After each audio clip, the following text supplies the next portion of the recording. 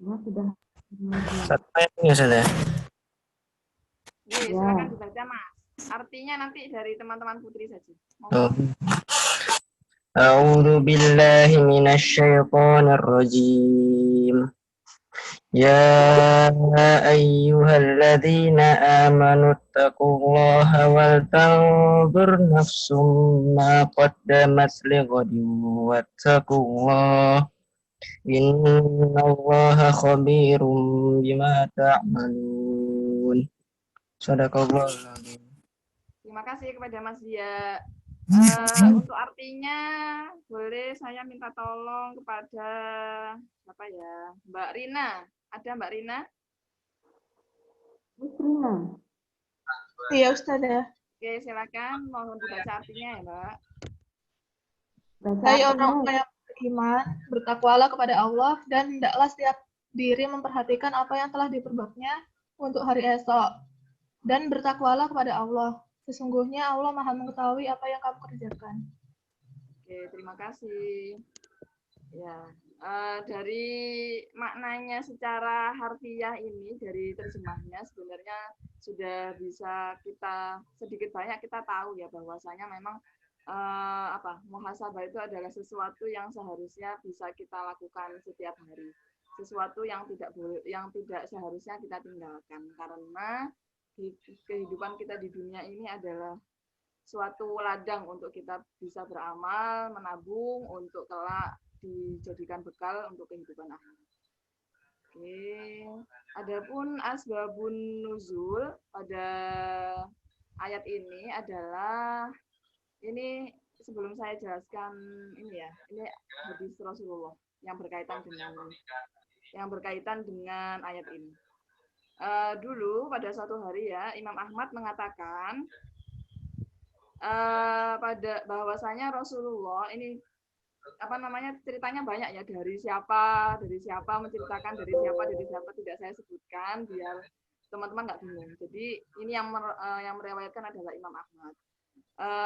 Rasulullah di suatu hari begini, tiba-tiba datang kepada Rasulullah suatu kaum yang tidak beralas kaki dan tidak berbaju. Mereka hanya mengenakan jubah yang masing-masing mereka menyandang pedang. Sebagian dari mereka berasal dari Mudar. Maka berubahlah wajah Rasulullah saat melihat keadaan mereka yang mengenaskan karena kefakiran mereka, kemiskinan mereka itu kan sangat tidak punya seperti itu ya. Kemudian Rasulullah masuk dan keluar lalu memerintahkan kepada Bilal agar diserukan azan dan didirikan sholat. Lalu Rasulullah sholat, kemudian setelah sholat beliau berkhutbah dan membacakan firman di surat An-Nisa ayat 1, hai manusia, bertakwalah kepada Tuhanmu yang telah menciptakan kamu dari diri yang satu. Kemudian beliau juga membaca surat Al-Hasyr ini ya, ayat 18 ini, dan hendaklah setiap diri memperhatikan apa yang telah diperbuatnya untuk hari esok. Hendaklah seseorang bersedekah dengan uang dinarnya, dengan uang dirhamnya, dengan sak buah kurmanya. Hingga Nabi kemudian bersabda bahwa sekalipun dengan separuh biji kurma. Jadi maksudnya Rasulullah itu bersabda bahwa kita itu kayak dianjurkan untuk bersedekah, diwajibkan untuk bersedekah meskipun dengan separuh biji kurma seperti itu. Karena tadi ya ada sekelompok orang yang datang dengan pakaian yang tidak layak, jadi menandakan bahwa mereka itu sangat fakir, miskin, dan kurang mampu gitu ya. Kemudian datanglah seorang lelaki dari kalangan Ansor dengan membawa kantong yang telapak tangannya hampir tidak mampu menggenggamnya, saking banyaknya yang dibawa ya. Bahkan memang tidak dapat menggenggamnya. Kemudian orang-orang lain mengikuti jejaknya hingga Imam Ahmad pun juga melihat dua tumpukan makanan dan baju. Jadi setelah Rasulullah berseru seperti itu ya, bersabda seperti itu, maka para sahabat Ansor ini pada berlomba-lomba untuk bersedekah seperti itu. Maka kulihat wajah Rasulullah berseri-seri seakan-akan berkilauan cemerlang, lalu beliau bersabda. Nah, ini sabdanya. Man sanna fil islami sunnatan hasanatan falahu ajruha wa ajru man amila biha ba'dahu. Min ghairi an yang kusamin ujurihim syai'. Wa man sanna fil Islam sunnatan sayyi'atan kana alaihi wizruha wa wizru man amila biha min ghairi an yang kusa min auzarihim syai'. Barang siapa yang memprakarsai perbuatan baik dalam Islam, maka baginya pahala perbuatannya dan pahala orang-orang yang mengikuti jejaknya sesudahnya tanpa mengurangi sesuatu pun dari pahala mereka. Dan barang siapa yang memprakarsai perbuatan yang buruk dalam Islam, maka dia mendapatkan dosanya dan dosa orang-orang yang mengikuti jejaknya tanpa mengurangi dosa-dosa mereka barang sedikit pun.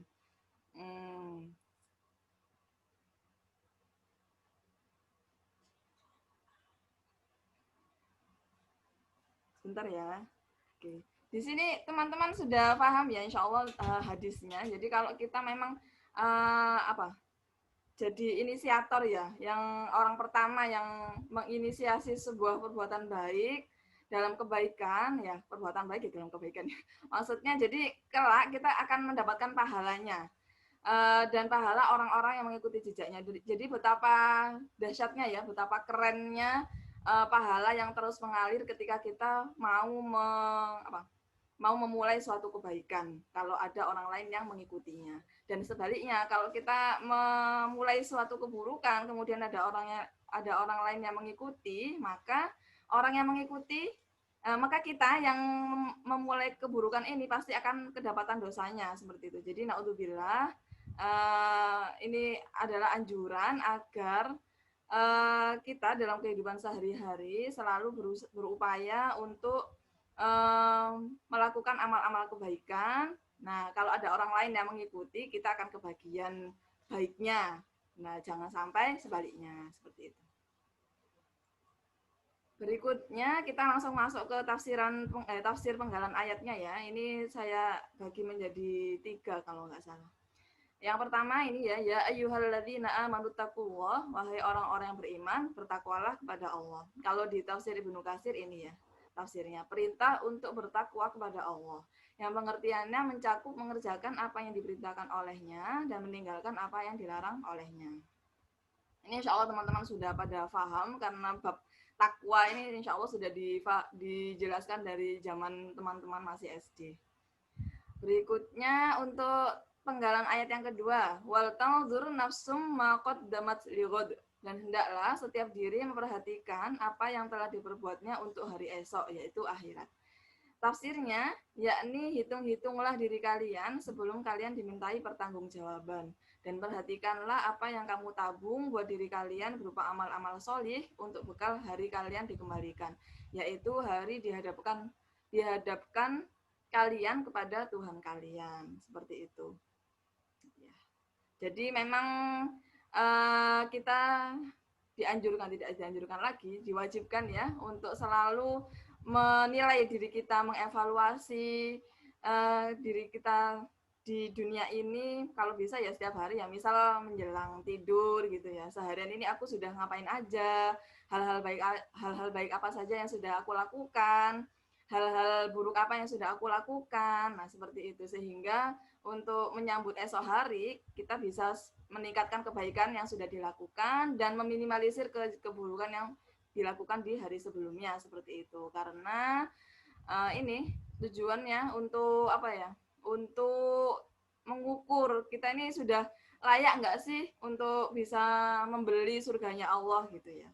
Karena nanti hisab itu adalah sesuatu yang sangat berat ya, karena ya ini tugas kita di dunia ini adalah sebagai khalifah fil ard, khalifah di bumi ini yang bertanggung jawab atas diri sendiri, bertanggung jawab atas masyarakat dan umat seperti itu.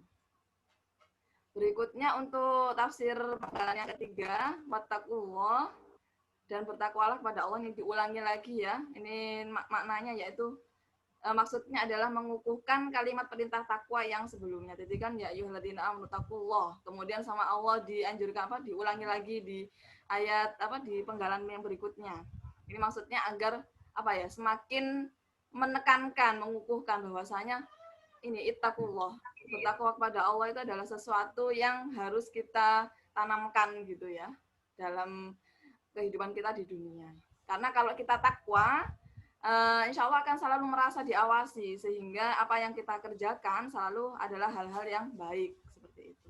Innallaha khabirum bima ta'malun. Karena Allah Maha mengetahui apa yang kamu kerjakan, ya, apa yang kamu kerjakan. Ini tafsirnya. Ketahuilah oleh kalian bahwa Allah mengetahui semua amal perbuatan dan keadaan kalian. Tiada sesuatu pun dari kalian yang tersembunyi baginya, dan tiada sesuatu pun baik besar maupun yang kecil dari urusan mereka yang luput dari pengetahuannya. Jadi memang diperintahkan untuk bertakwa, ya ini karena Allah mengetahui apa yang kita kerjakan. Diperintahkan untuk kita bermuhasabah karena Allah juga Maha mengetahui apa yang kita kerjakan.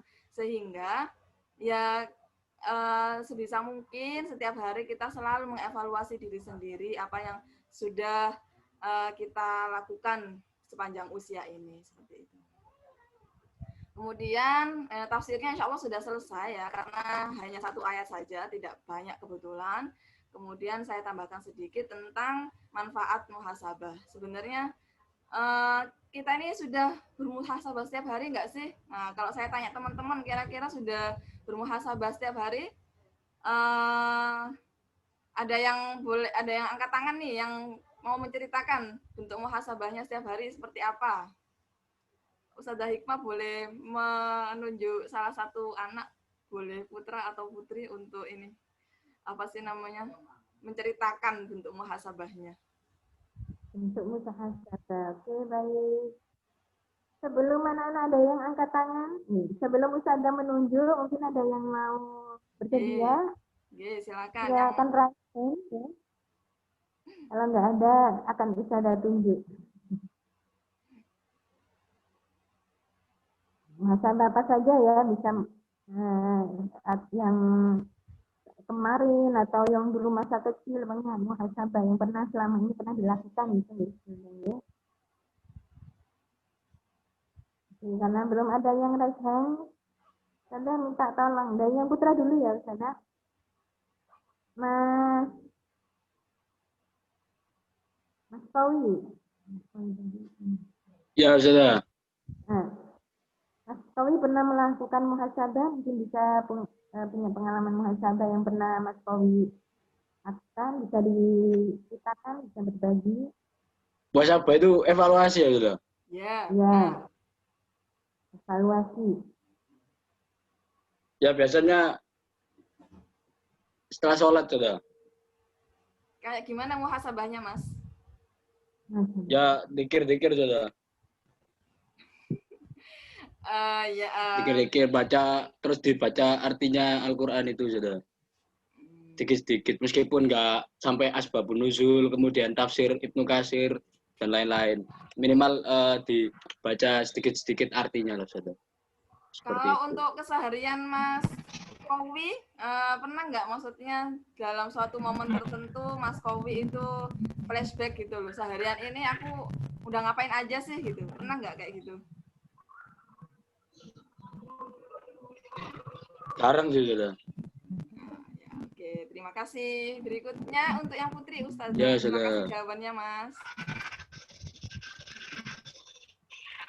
Untuk yang putri,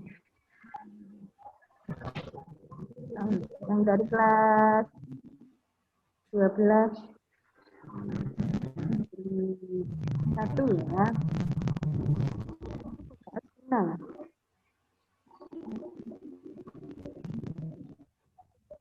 Azmina? Ya, sudah. Enggak pernah muhasabah, Kak Azmina? Oh, saya biasanya itu misal dapat nilai jelek, dapat nilai jelek ya saya, terus misalnya saya sudah merasa sudah berusaha sebaik mungkin, tapi saya biasanya muhasabahnya mungkin saya sudah berusaha cuman belum deket sama Allah. Jadi biasanya kadang juga saya muhasabah pas sholat tahajud gitu. Oke, terima kasih Saya jawabannya Mbak mikirin Azina. Itu salah satu Ya, bentuk dari sudah muhasabah ya, memberikan bisa inspirasi contoh kecil. teman-teman yang lainnya. Terima kasih Ustazah Hikmah. Saya lanjut ya. Ini ya, sebenarnya manfaatnya banyak, cuman saya ambil 3 saja. Yang pertama yaitu meringankan hisab pada hari kiamat. Umar bin Khattab radhiyallahu anhu pernah mengatakan, hisablah diri kalian sebelum kalian dihisab. Itu akan memudahkan hisab kalian kelak. Timanglah amal kalian sebelum ditimbang. Ingatlah keadaan genting pada hari kiamat ini ya.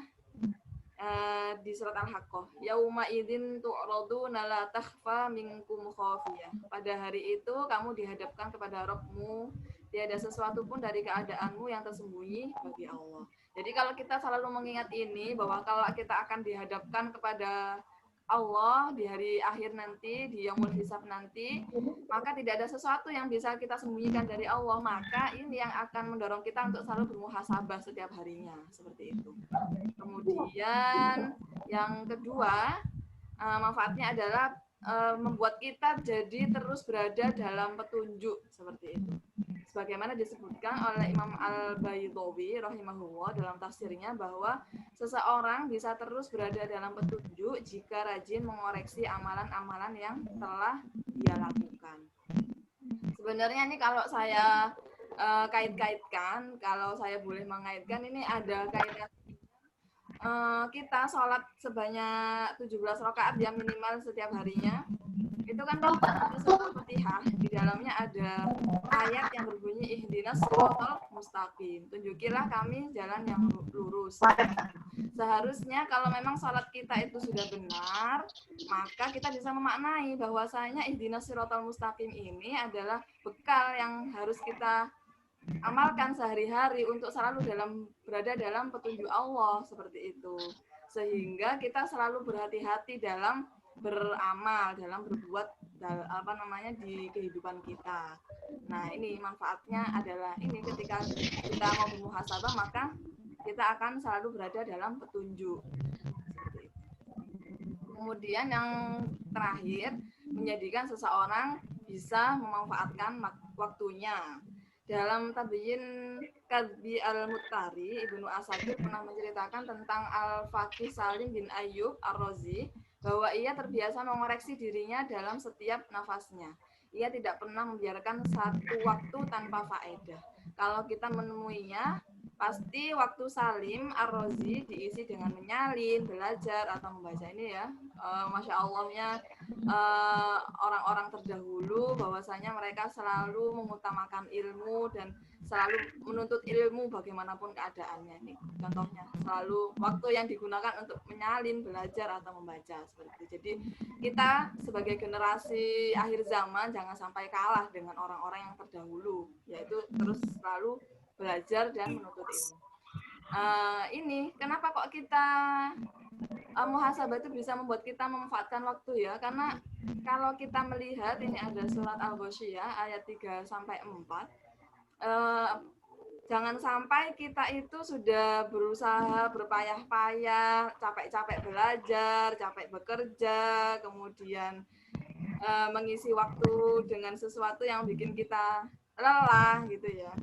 Jangan sampai itu sesuatu yang sia-sia, yang menjadikan kita justru tidak dianggap melakukan pekerjaan yang baik. Maka itulah pentingnya muhasabah. Sebenarnya aku ini sudah berbuat baiknya, sudah sesuai dengan koridor nggak sih? Kayak gitu ya. Ini amilatun nasibah tasla naron hamiyah. Bekerja keras lagi kepayahan, malah masuki api yang sangat panas, neraka. Naudzubillah ya. Jadi kalau kita selalu bisa mengaitkan hidup ini, perbuatan kita dengan hal-hal yang bikin kita takut, menghindari yang terjadi di ayat ini, maka kita akan selalu bisa berhati-hati, seperti itu.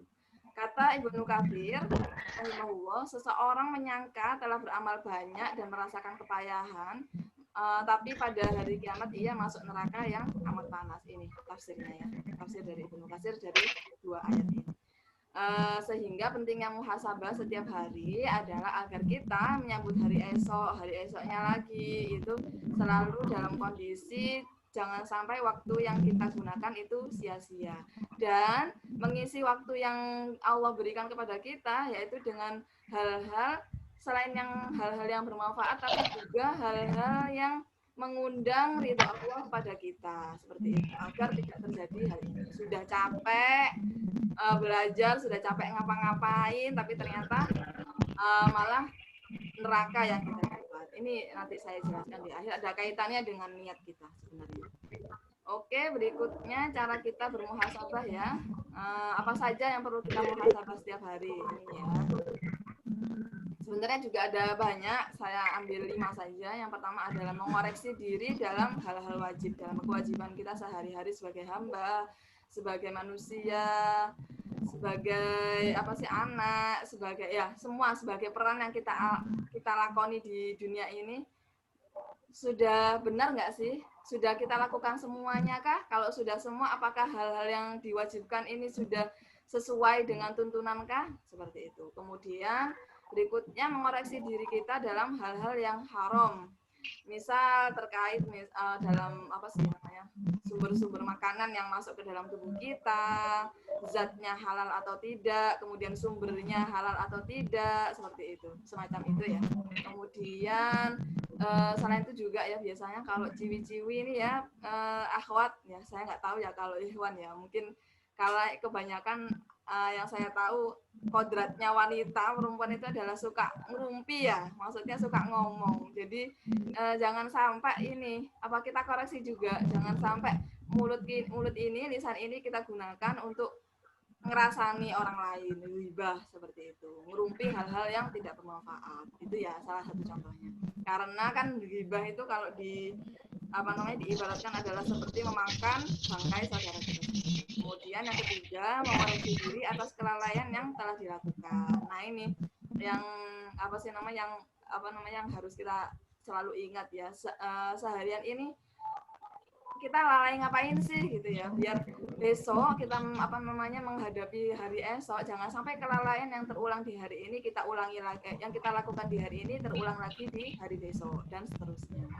Kemudian yaitu mengoreksi diri dengan apa yang dilakukan oleh anggota badan. Apa yang kita lakukan dengan tangan kita dibuat untuk ngapain, kaki kita digunakan untuk berjalan kemana, lisan kita digunakan untuk mengatakan hal yang baik atau buruk, masih terbiasa mengucapkan kata-kata yang tidak baik atau tidak, seperti itu juga perlu selalu kita koreksi. Kemudian yang terakhir yang sangat penting, ini ranahnya adalah ibadah hati ya.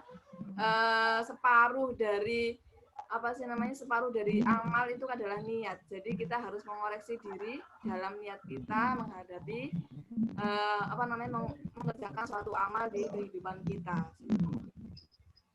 Karena kalau niatnya kita sudah tidak lurus, niat kita tidak lillahi ta'ala, maka ya tadi kembali ke yang ayat disebutkan tadi, amilatun nasibah tauslan naron hamiyah.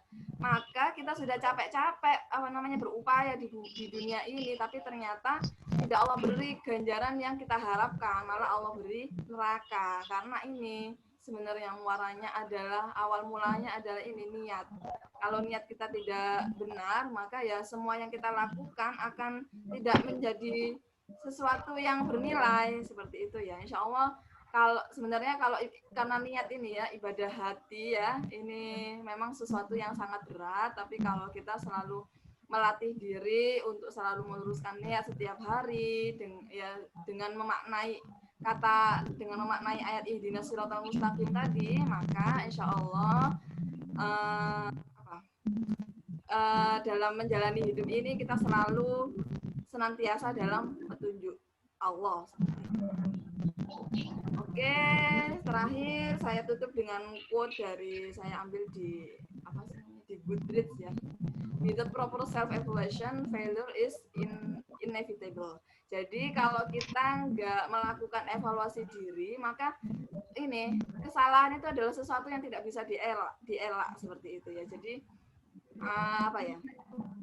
agar kita terhindar dari kesalahan, maka kita harus selalu mengevaluasi diri sendiri setiap hari, seperti itu. Oke, terima kasih. Sekian yang bisa saya sampaikan. Kalau ada pertanyaan, silahkan. Waktunya masih 15 menit lagi.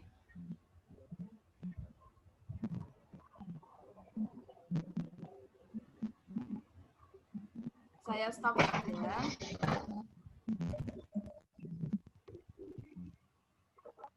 Oke, silakan. Sampai 8.45 ya, Ustazah? Sampai 8.50, Ustazah. Oh, 50. Baik. Sekarang silakan yang mau bertanya tentang materi yang sudah Ustazah Laras paparkan pagi ini tentang muhasabah. Barangkali ada yang ingin ditanyakan ya. Sangat bagus sekali, luar biasa menurut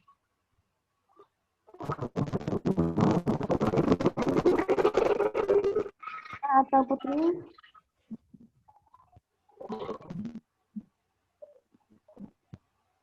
Ya, siapa ini yang bertanya ya?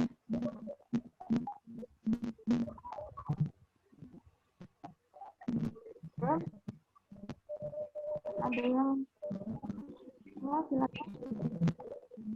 Kalau nggak ada yang bertanya, saya yang bertanya nanti. Saya mau tanya sudah, izin sudah. Oke, silakan. Ini tafsirnya ayat-ayat pilihan atau gimana sudah? Gimana Ustazah Hikmah? Berapa tafsirnya? Yang dijadikan materi tafsir niki Oh, ayat-ayat pilihan atau bagaimana Ustazah? Saya sebenarnya hanya menjalankan tugas hari ini. Sebenarnya yang yang membuat kurikulum materi tafsir itu ya bukan saya. Gitu. Bagaimana Ustazah? iya. Barangkali bisa membantu menjawab. Iya, terima kasih Mas Kowi. Ya. Ini jadi termasuk apa ya, mungkin masuk dalam kurikulum dari yayasan ya.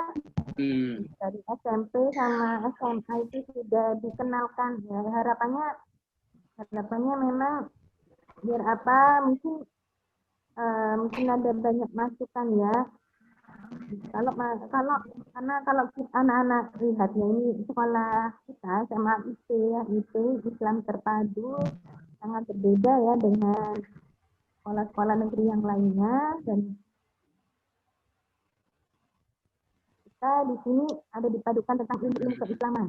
Di dalamnya juga ada materi yang sangat utama yaitu tahqiq. Nah, mungkin ada masukan kan bagi orang yang awam, buat apa sih hafalin Al-Quran kalau nggak tahu artinya? Buat apa ngafalin Al-Quran kalau kelakuannya nggak kayak Al-Quran? Kalau perbuatan sehari-hari nggak sesuai dengan tuntutan Al-Quran. Ya, untuk mengantisipasi hal itu, maka dari itu harapannya ya dari yayasan itu di sekolah kita Al-Uswah ya, tidak hanya menghafalkan Al-Quran, tapi sedikit banyak kita mengetahui artinya dan memahami, yaitu dengan kajian tafsir. Tapi dengan pertanyaannya Mas Kowi tadi, apakah materi-materinya ditentukan? Ya, ditentukan ya. Untuk di SMA itu materinya juz 28 sama juz 27. Untuk yang di SMP juz 30 sama juz 29. Ya. Bisa dipahami ya Mas Kowi? Bisa sudah. Saya kira boleh request ayat gitu sudah. Mungkin ternyata sudah ditentukan. Mau request ayat apa Mas? Mau request ayat apa? Mungkin bisa di ini. Tapi di luar juz itu sudah sepertinya sudah. Juz apa? Juz berapa? Maunya Mas Kowi? Kita sudah di catatan tapi belum saya lihat sudah. Gak lupa sudah. Kira-kira tentang apa, Mas? Tentang ya, soalnya menurut saya tafsir-tafsir seperti ini menarik ya sudah. Kalau misalnya dibahas terkait dengan penekanan, kemudian ya nanti di dalam tafsir itu kita tahu Allah itu berbicara mengenai apa, menyerukan apa lah. Tapi yang apa saya menarik dari tafsir ini seputar itu sudah, terkait dengan pemikiran Islam seperti itu sudah. Nah, karena saya juga baca-baca terkait hal-hal yang tak Islam, tapi diputar-putar balik kan gitu sudah tafsir-tafsirnya.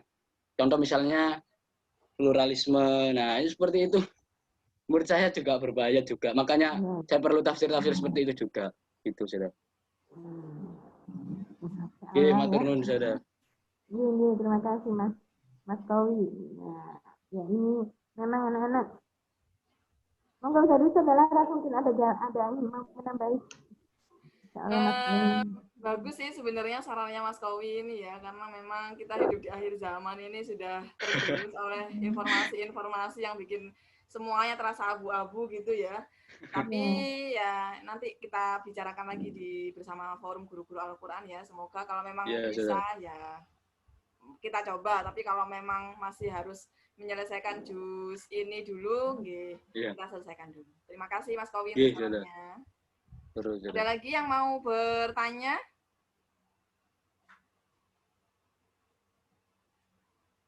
Satu anak lagi mungkin. Dari Putri.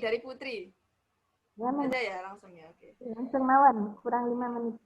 Kita akhiri dengan membaca hamdalah. Alhamdulillahirabbil alamin. Istighfar, astagfirullahaladzim dan doa Astagfirullahaladzim. Subhanakallahumma bihamdika asyhadu an la ilaha illa anta astaghfiruka wa atubu ilaik. Semoga yang kita pelajari pada hari ini bermanfaat. Jangan lupa selalu evaluasi diri setiap hari ya teman-teman. Karena teman-teman sebentar lagi sudah memasuki fase yang lebih dewasa lagi kan. Habis ini mau kuliah ya. Insyaallah. Terima kasih. Wassalamualaikum warahmatullahi wabarakatuh. Waalaikumsalam warahmatullahi wabarakatuh. Terima kasih, Ustazah. Takbir.